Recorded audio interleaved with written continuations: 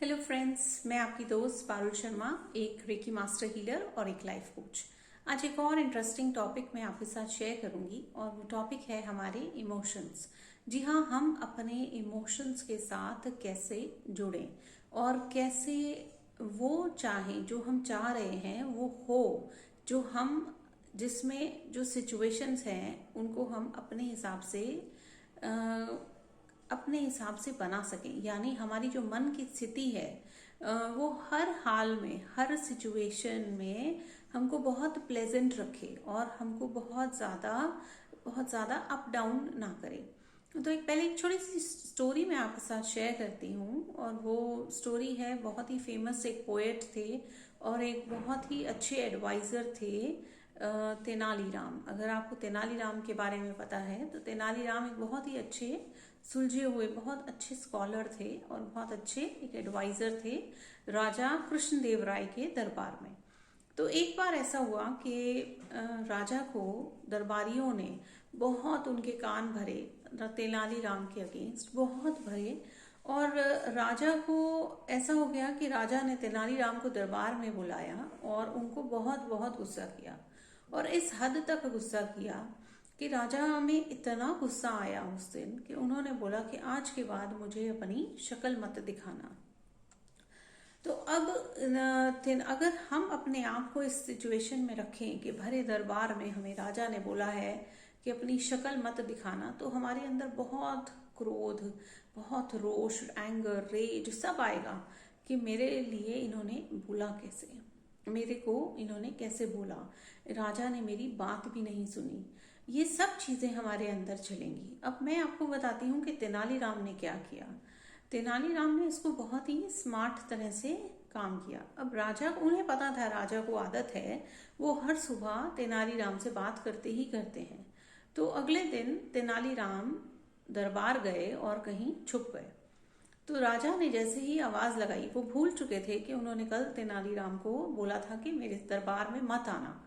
तो राजा ने जैसे ही आवाज़ लगाई, तेनालीराम को जैसे ही आवाज़ लगाई, वहाँ से 2 मिनट कोई आवाज़ नहीं आई।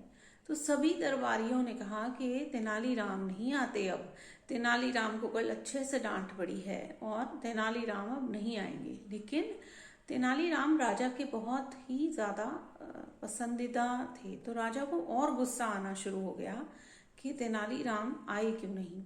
इतने में एक आवाज़ आई और एक आदमी आया जिसने सर पर मटका पहना हुआ था। तो राजा और सारे दरबारी ये देखकर बड़े हैरान हो गए कि ये कैसा आदमी है और ये कौन है जो घर सर पे मटका, अपना पूरा मुंह ढक कर मटका पहनकर आया है। तो उसको पूछा दरबार में राजा ने कि तुम कौन हो और यहाँ तुम्हारी हिम्मत कैसे हुई इस तरह से मेरे सामने आने की। तो उन्होंने कहा कि महाराज, आपने ही तो मुझे आवाज़ लगाई है। तो राजा ने कहा, मैंने तेनालीराम को आवाज़ लगाई है, तुम कहाँ से हो, तुम कौन हो। तो उन्होंने कहा, और अगर तुम तेनालीराम हो तो ऐसे क्यों आए हो। तो महाराज को, अब तेनालीराम को बहुत अच्छे से पता था कि महाराज को कैसे अपने इमोशनली उनको कैसे ट्रांसफॉर्म करना है। यानी सामने की ये सिचुएशन को, अपनी ईगो को साइड में रखकर कैसे उसको हटाना है। उन्होंने क्या किया, उन्होंने कहा, महाराज कल आपने मुझे सजा दी थी कि अपनी शक्ल मत दिखाना, तो मैं आपके सामने कैसे आता, आपके सामने मैं कैसे आता, किस शक्ल से आता, इसलिए मैंने ये मटका पहन लिया। ये सुनते ही महाराज का जो गुस्सा था वो एकदम गायब हो गया और वो जोर जोर से हंसने लगे और उन्होंने तेनालीराम को माफ किया और उसको दरबार में वापस बुला लिया। तो आपने ये देखा कि किस तरह से एक इतनी बड़ी सिचुएशन को कैसे तेनालीराम ने एकदम बदल दिया।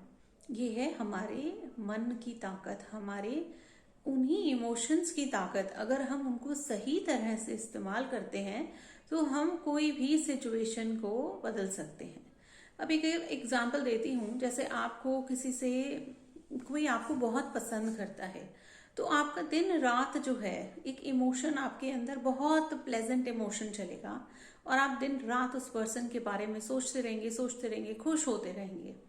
लेकिन अगले दिन ऐसा हुआ कि कोई एक बात आपको उनकी पता चली जो आपको पसंद नहीं आई। अब आपका जो इमोशन है, इमोशन कहाँ से आया? आपने वो बात सुनी है, यानी वो एक थॉट है। आप उस थॉट से आपने वो वर्ड सुने और आपने उसको इमोशनली अपने अंदर कैच किया कि ये अच्छा नहीं है, ये अच्छा नहीं है। आपके दिमाग में एक थॉट आया और वो थॉट आपका इमोशन बन गया और आपको लगेगा कि मैंने सही किया या मैंने गलत किया, मुझे ये पर्सन के साथ आगे जाना चाहिए कि नहीं है जाना चाहिए। ये सब जो आप बहुत दिन से एक इमोशनली कनेक्ट में हैं, आपको दिन रात उठते बैठते खाते पीते हर समय वो पर्सन ही समझ में आ रहा है या आ रहे हैं, और सडनली कुछ ऐसी बात आप सुनते हैं जो आपके लिए बहुत अलग है, आपको एक्सेप्टेबल नहीं है, तो आपका पूरा जो इमोशन है उस एक थॉट से, उस एक बात, सुनी हुई बात से पूरा बदल जाएगा। यह है हमारा इमोशन। इस तरह से हम अपने आप से कनेक्ट होते हैं। लेकिन होता क्या है कि ये सब इमोशंस बनते कब हैं? या तो हम अपने पास्ट लाइफ से लेकर आते हैं, और बहुत बाकी सब जो है हम धीरे धीरे धीरे जैसे जैसे हम बड़े होते हैं हम अपनी फैमिली से उन चीज़ों को अडॉप्ट कर लेते हैं। तो अब जैसे किसी फैमिली में कोई एक पैटर्न है, यानी कोई उनका रिवाज है, कोई उनका कल्चर है, तो वो बोलेंगे हमारे यहाँ ऐसा ही होता है। अब कोई और आपसे मिलता है जो बिल्कुल रिवर्स कल्चर का है, या जहाँ पर ये सब चीज़ें मानी नहीं जाती हैं, तो वो आपको कोई और स्टोरी सुनाएंगे। तो आपका जो इमोशन है हर बार वो कहीं ना कहीं अपनी उस रिजिडिटी के साथ, उस कंडीशनिंग के साथ, उस थॉट प्रोसेस के साथ जुड़ता ही जाएगा कि ये सही है, जो हमारे यहाँ जो होता है वही सही है, जो दूसरे के यहाँ होता है वो हमारे लिए कोई मायने नहीं रखता है।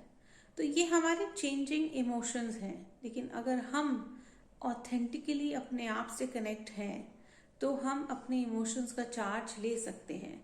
कई बार ऐसा होता है कि हम सिचुएशन में लोगों को बोल नहीं पाते, हम उनको बोल नहीं पाते, और फिर हम अंदर ही अंदर परेशान होते हैं। वो जो इमोशनल ड्रेन है वो भी हमारे उसी थॉट से आया, कोई बात मुझे पसंद नहीं आई, वो थॉट ने हमको इमोशनली ड्रेन करना शुरू कर दिया, चाहे सामने वाले को ये पता भी ना हो कि आपको किस बात पे हर्ट हुआ है। इसी तरह से बहुत सारी चीज़ें हैं, बहुत सारे ट्रॉमास हैं जो हम बचपन से अपने साथ लेकर चलते हैं। मैंने आज ये इमोशन का टॉपिक क्यों उठाया?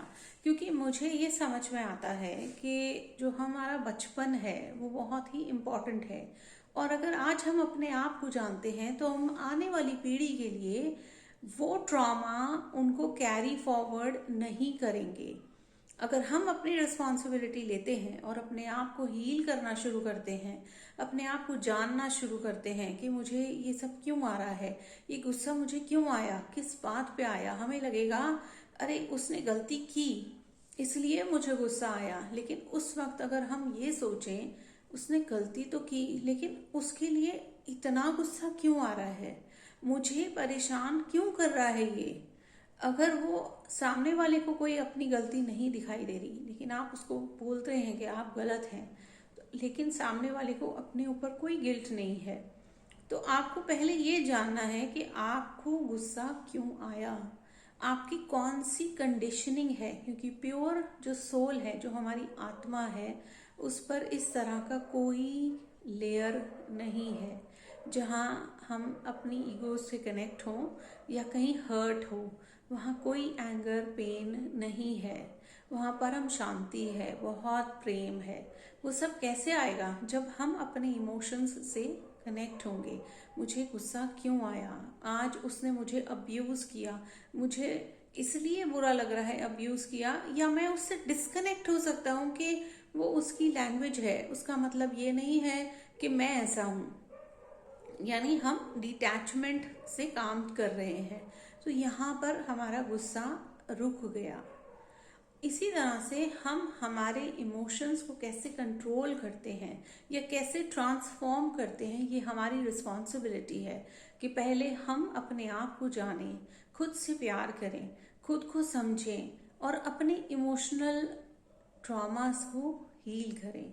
बहुत बार ऐसा होता है कि कोई डिसफंक्शनल फैमिली है। डिसफंक्शनल फैमिली मतलब जहाँ पेरेंट्स की आपस में नहीं बनती। जहाँ पेरेंट्स की आपस में नहीं बनती है, बहुत ज़्यादातर क्या होता है कि बच्चों के साथ, मदर के साथ सन अटैच हो जाता है और फादर के साथ डॉटर अटैच हो जाती है। ये इसलिए होता है क्योंकि मदर जो अफेक्शन अपने हस्बैंड से ढूंढ रही थी वो वहाँ उनको नहीं मिल रहा, और वो एक्सपेक्टेशंस जो हैं अपनी फुलफिल करने की वो अपने बच्चे में ढूंढती हैं, और अपने बच्चे को बार बार यही बोलेंगी कि आप मेरा ध्यान रखना, आप मेरा ध्यान रखना। तो वो जो एक्सपेक्टेशन अपने हस्बैंड से उनको थी, वो एक्सपेक्टेशन एक्चुअली उनकी कोई फुलफिल नहीं कर सकता, क्योंकि हम अपने आप में पूर्ण हैं। तो अपने आप को उस पूर्णता की तरफ ले जाने के बजाय हमने उसको हील नहीं किया कि ये एक्सपेक्टेशन मुझे क्यों है। हमें यहाँ कोई, हमारा अगर हम शादी कर रहे हैं तो कोई हमें पूर्ण करेगा, ये हमारी सबसे बड़ी गलतफहमी है। हम अपने आप में पूर्ण हैं, सामने वाला भी अपने आप में पूर्ण है। तो जब हम ये बात को हम हील नहीं करते और बच्चों के ऊपर डालना शुरू कर देते हैं, फिर क्या होता है, हर लड़का अपनी वाइफ के अंदर मदर जैसी फीलिंग ढूंढता है, वो अफेक्शन नहीं आता। सिमिलरली जब फादर की प्रिंसेस डॉटर होती हैं, यानी वो जो इमोशन वो अपनी वाइफ से ढूंढ रहे थे, वो लव और अफेक्शन एक अलग फॉर्म में उनको उनकी डॉटर से मिल रहा है, तो वो बॉन्ड अलग होगा। लेकिन वही डॉटर जब शादी करके दूसरे घर में जाएगी तो वो हस्बैंड से फॉर्म वही एक्सपेक्ट करेगी, वो प्यार एक्सपेक्ट करेगी, और फिर वो हर जगह उस फादर को ढूंढेगी, वहां फिर कॉन्फ्लिक्ट्स होंगे। तो आप ये देखिए कि हम अपने आप को हील ना करके ये ट्रॉमास आगे ट्रांसफॉर्म कर रहे हैं, आगे बच्चों में भेज रहे हैं। ये बहुत रिस्की है। यहाँ हम धीरे धीरे करके सारे फंस जाते हैं। पूरे के पूरे फैमिली ट्री जो है वो कहीं ना कहीं ये ड्रामा का पैटर्न बन जाती है। तो प्लीज अपने रिस्पॉन्सिबिलिटी लीजिए, अपने इमोशंस की रिस्पॉन्सिबिलिटी लीजिए, अपने आप से कनेक्ट होने की कोशिश कीजिए। कनेक्ट कैसे होंगे? आप मेडिटेशन कीजिए, आप जर्नलिंग कीजिए, आप कुछ भी ऐसा कीजिए जिससे आपको लगे कि मैं अपने आप को जान सकती हूँ। मैं किसी भी अच्छे ऐसे के साथ जुड़िए जो आपको इस तरह की बातें सिखाते हैं या आपको आपके मन से जोड़ना सिखाते हैं। ऐसे आजकल बहुत लोग हैं जो बहुत अच्छी सेवा में लगे हुए हैं, जो आपको सच में आपके दिल से कनेक्ट करना सिखाते हैं, आपको सेल्फ लव की जर्नी में लेके जाते हैं। तो अपने साथ कनेक्ट होइए, अपने इमोशंस का चार्ज लीजिए, अपने आप को हील कीजिए, अपने लाइफ को आगे बढ़ाइए। उनको चार दीवारी और थॉट प्रोसेस के जकड़न में मत रखिए। अपने इमोशंस को हील कीजिए और उनको एक पावरफुल टूल की तरह यूज कीजिए, जहां आपकी दुनिया बहुत बहुत खूबसूरत हो। तो अगर मेरा वीडियो आपको पसंद आया है तो प्लीज लाइक, शेयर और सब्सक्राइब करें, और एंड तक देखने के लिए थैंक यू सो मच।